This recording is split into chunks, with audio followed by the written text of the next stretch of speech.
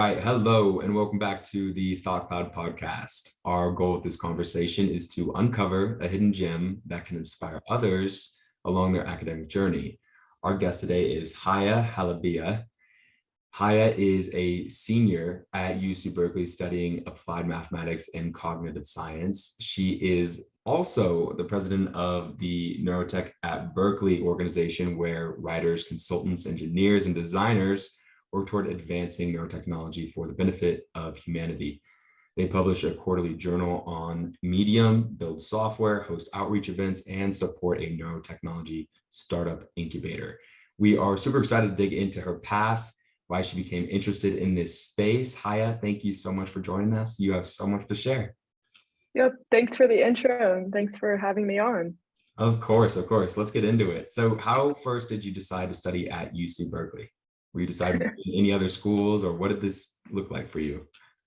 Yeah, so I like to tell the story that I didn't choose Berkeley. Berkeley chose me, in the sense that I was very ambitious when I applied to college and had very high hopes and expectations for myself, just to be let down. And when I first started getting my college admissions back and all of my dream schools were handing me back rejections, I started to think about what are my options. And so I was considering going to school at UBC, which is University of British Columbia in Canada, going to UC Davis, and then my Berkeley decision came in. And I never really wanted to go to Berkeley because it was so close to home. I grew up in the East Bay, so it felt too familiar. And my sister already went there. And I had ties to Berkeley as a kid. We'd always go and visit the campus. So it felt like this boring old thing I already knew when I really wanted to start a new chapter of my life. But because I was pre-med at the time, I needed to choose the best school for me. And out of the three options I had, Berkeley had the strongest academics. So it made the most sense to go there logically, but I was not drawn to the school. Gotcha. So it made the most sense logically. You got there with this idea of pre-med, and you then are now kind of in this space of neuroscience, and you're studying applied math and cognitive science. So how does that wrap into the pre-med, or how did that evolve into what it is now? Yeah, so I get to school as a freshman, and the first week of GBO, in my head, I'm thinking, I don't want to be here. This school is like boring and stupid, which is so not true. And GBO just completely changed my perspective on the school. I started meeting these really cool and smart people. We started doing these really fun things. I got to see the campus at a more student-centric light. And I think my GBO leaders also had a big portion of it because they had this really enthusiastic attitude. And I soon discovered that my attitude for Berkeley changed because I continued to meet people that could talk for hours about what they were interested in. Wow. And that was really appealing to me. Every time I had a conversation with someone, it would be about, you could just get them talking about whatever it is that they were curious about, what they wanted to learn or what they're already learning. And I realized that this school just has a place for everyone because you have this diverse set of interests among a very studious and intellectual crowd. And so anything you're interested in, there is at least one other person on this campus who is also interested in it. And that's what appealed to me. And then I was MCB at the time, molecular cell biology. And that was because I was pre-med. And I didn't really know what it was that I was interested in beyond medicine. All I knew is I wanted to go to med school. And one day I'm walking along Halabieh with one of my freshman roommates, and we see this tent with a sign that says Neurotech at Berkeley. And there's a little bear with a brain in it. And mind you, didn't know what neurotech meant. I just saw the brain, or actually she saw the brain and she saw the word neuro, and she pokes me and she's like, Haya, go look at that tent. You would be interested in that, because we were both into neuroscience. I was like, whoa, sick. Okay. So I walk up to the tent and I meet this guy, and he's telling me about the club and what they do and this intersection of health technology and neuroscience and a little bit of computer science and engineering, and throwing out all these buzzwords. And I'm intrigued. I want to be a part of this organization as soon as I can. So I show up to their info sessions. I do the formal process. I somehow make it into the organization, and then start to learn what neurotech actually is. Because up to that point, I had no idea what it was. I just knew it had to do with the brain, and I liked the brain. And once I joined neurotech, I started to learn from the people around me. And then every week of my freshman year, my first semester, I would come home with a new major. So my roommate, who was EECS, so her major has been decided since she came into this school. She never once has like even had the chance to switch her major. She's always been EECS. So I would come home and say, hey, I'm going to be a philosophy major. Actually, I'm going to do public health or psychology or cog sci or math or chemistry. And I kept going on this cycle for maybe like 2 months until I finally said, all right, I'm either doing bio or I'm doing cog sci. I got to sit down and choose something. And I knew that I always wanted to do something more than just biology. So Berkeley has a biobusiness program. I was looking into biobusiness. So my spring semester of my freshman year, it was time to decide between biobusiness or cog sci. I had to commit to something. So I took UGBA 10 and I took cog sci 1. Uh-huh.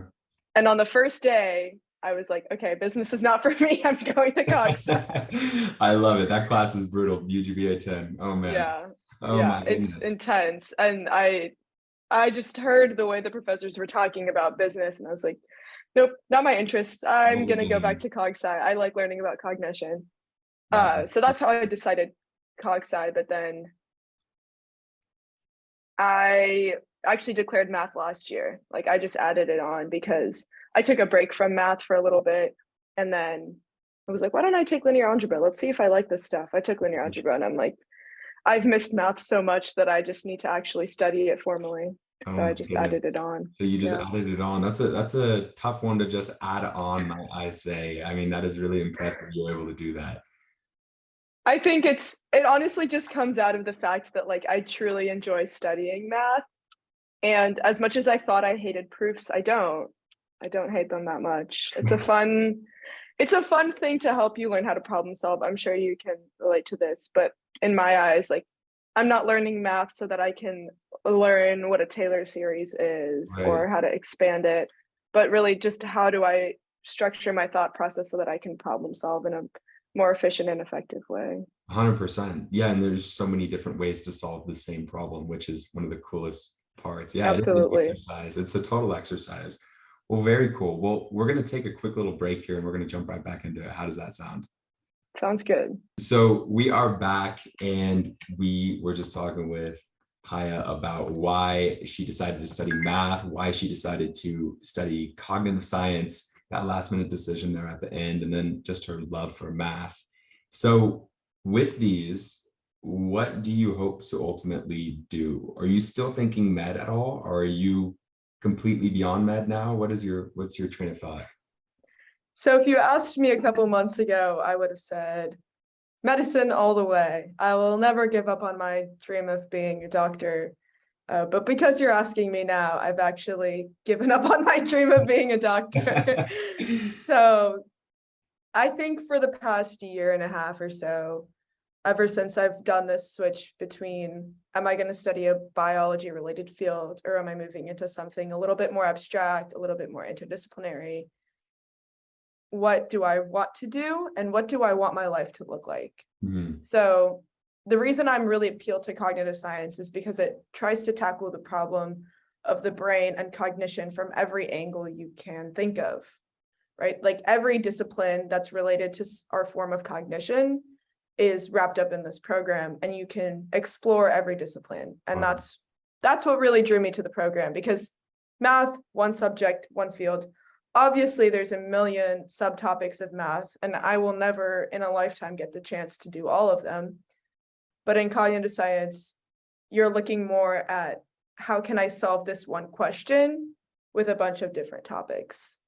So as I started doing the cog sci program, I realized that there's portions of neuroscience that I had never thought of outside of biology. For example, computational cognitive science, artificial intelligence, machine learning, data science, everything that tackles the brain from the computational perspective.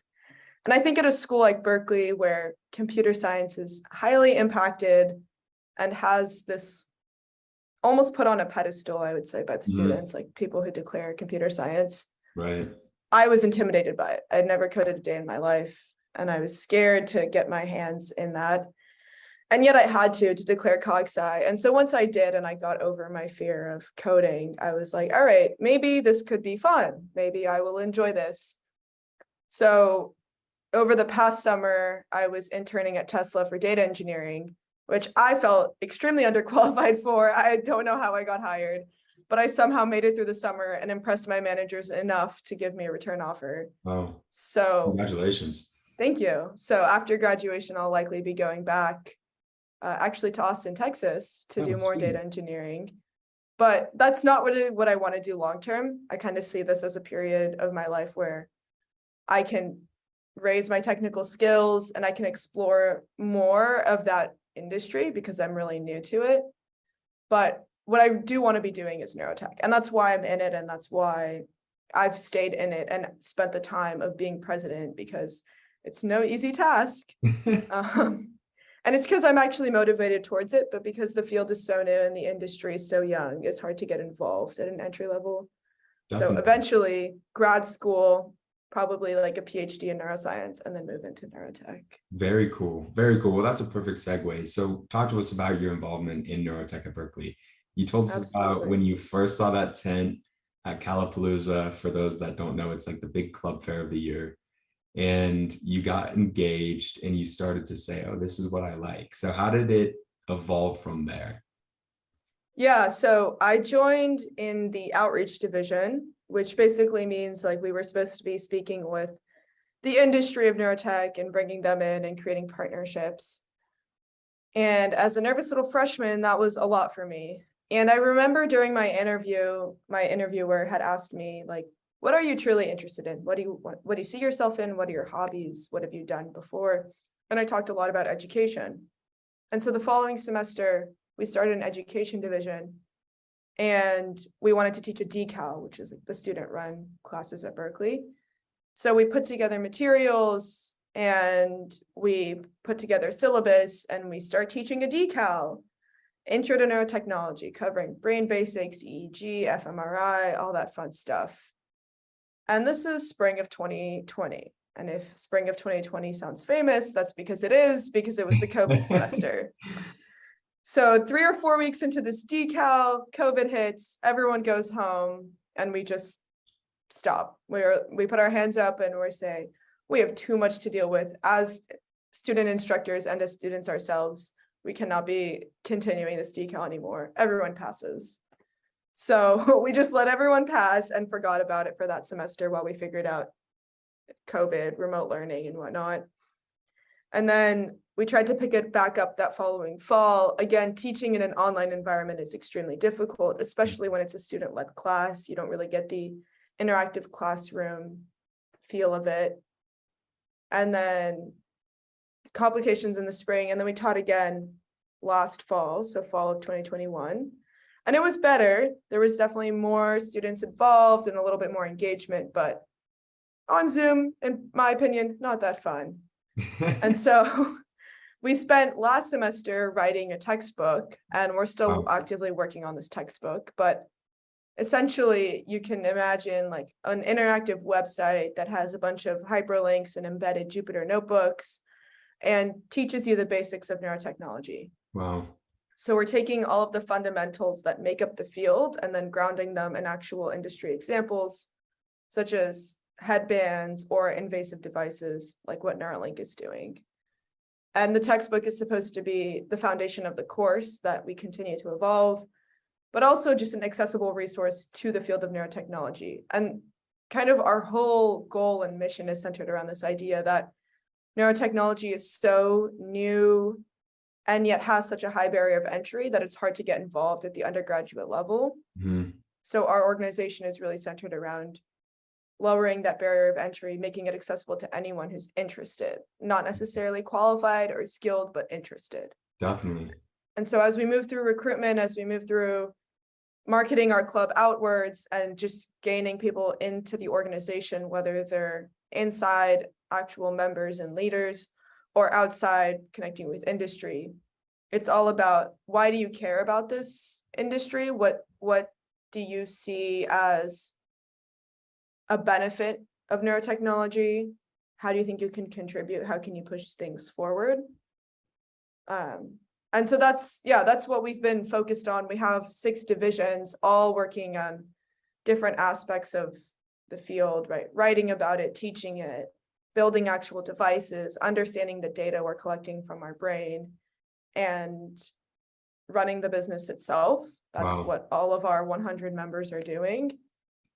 So yeah, I hope that answers the question. Yeah, no, definitely. I mean, that's really cool to see how the club has, continued to first persevere through tough times and continue to pivot. And it sounds like, I mean, 100 plus members, 6 divisions. That's really cool to see that. And being the president of that, you have to feel proud to be sitting there. And obviously, it's a lot of work that goes into it. So, Yeah. how would you say you yourself have benefited from this organization?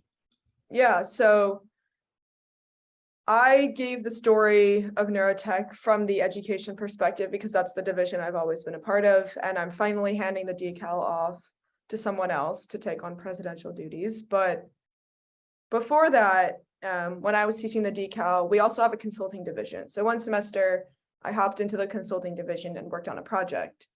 And this project was for a company called Neurofit, and our main point of contact was Dorian Liston. And they're basically working on an oculometric device that reads in your eye signal data and makes sense of your brain health. I like to think of it as a Fitbit for your brain. Cool. And so our group had to do market research and literature reviews of dementia because the product is targeting dementia prevention and treatment, and then do basic consulting work. So like make a deck. And then the second part of the project was design a dashboard for patients to interact with their brain health data. And so that's where most of my responsibility came into play, was designing this mobile app. I'd never really done UI UX design before. I had never really looked at brain data before, so it was all very new to me, and I just picked things up as they came along. And I remember after that project, I felt really fulfilled. I felt that I had made a really cool contribution. I really aligned with the mission of the project.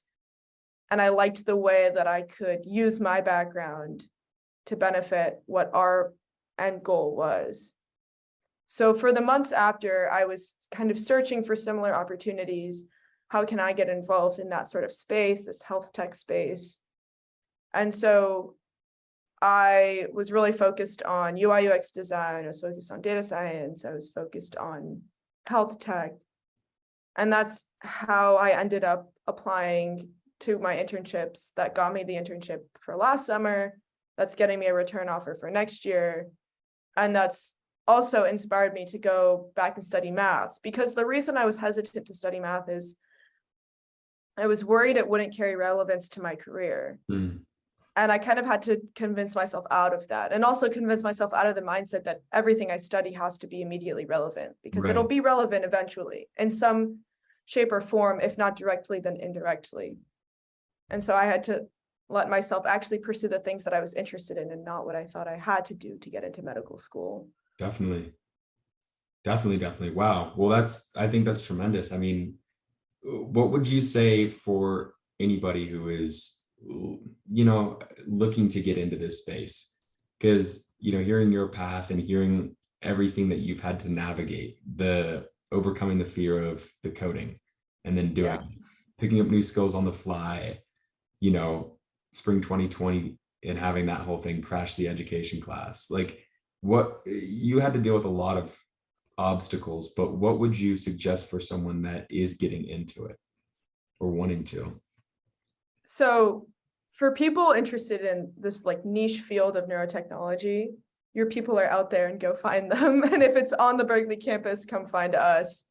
But beyond that, abstracting that a layer further, whatever it is that you're interested in, go find out what it is. And that's really what I spent my first 2 or 3 years of college doing, is putting myself in as many opportunities as I could to determine what it is I liked and what I didn't like. I took one day of a business class to quickly learn I did not like business and I didn't ever want to do business.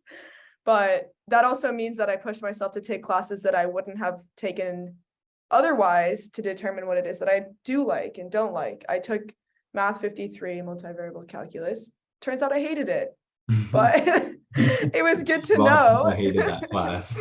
Yeah, it was good to know that there's a certain type of math I like and there's a certain type of math I don't like. Right. And I think also another thing is once you know what it is that you eventually want to do and how you want to spend your life, a big reason that I turned away from wanting to get an MD is because I did not want the day-to-day life of a physician. I did not want this work schedule that most physicians have. And I wanted this flexibility to jump around different fields and disciplines and work with a lot of people, and also in an educational manner, because I'm very interested in education, both like teaching and as a student. So I realized that medicine had too much structure for what I wanted to do. Mm-hmm. And so last year I spent a lot of time reflecting on what is realistic for me and what do I want my life to look like after college, because everything up to this point has been defined. Everything up to this point has had structure. And I think college is the first time a lot of people spend time thinking about where their interests truly lie, because you can learn most skills on the job. And I strongly believe that. And it'll take some people longer than others, and that's totally fine. But when it comes to real world applied skills, most things can be picked up.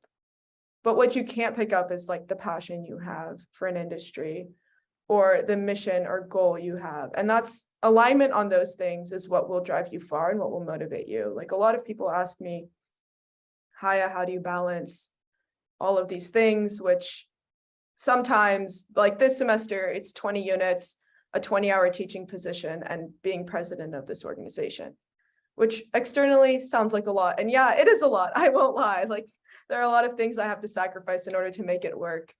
But for me, it's like, I make it work because I want to make it work, because these things are aligning with my goals. And Definitely. I think having that sort of mindset helps people move through education in a much more meaningful manner, rather than this ordinary transactional mindset that a lot of people come into it with. I love that. No, that's great advice. And if you're listening, rewind and listen again, because that was really great. Well, Haya, it has been wonderful to hear all the advice you have to share. Excited to see what after college holds for you with respect to industry and maybe going back and pursuing those degrees. But we're going to close it out now with the rapid fire round. So I'll ask, you shoot. All right, here we go. Most stressful part of being a student day in and day out, what would that be? Getting my assignments done by the deadline. Okay, what is the most meaningful way for students to help each other?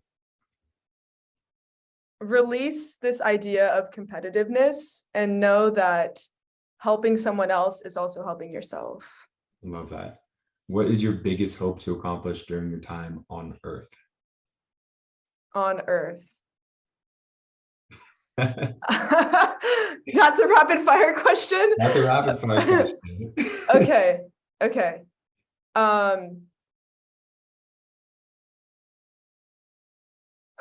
To spend quality time with the people around me and know that I'm surrounding myself with people that I do want to be surrounding myself with. I love that. That's a beautiful answer. Beautiful answer. All right, next question. And you kind of touched on this a little bit, but top piece of advice for those who are early in their educational journey, what would you give to them? Don't decide. Stay completely undecided on what you want to do until the very last minute. It'll give you the most amount of options. I love that. I love that. Well, Haya, thank you so much for coming on today. It's been awesome to hear your story. I'm sure so many will benefit from this. And I know that you're not on the socials except for LinkedIn. So where can people follow and keep up with everything you're doing? All right. So thank you, by the way, for having me on. It was great to chat. Yeah, if you would like to talk to me and hear more about what I'm doing or how you can do similar things, feel free to connect with me on LinkedIn. I'm on Facebook, but I don't use it, so I wouldn't reach out on Facebook. And if you're a Berkeley student, feel free to shoot me an email via my Berkeley email. Very nice. Well, thank you so much, and we're rooting you on. Thank you.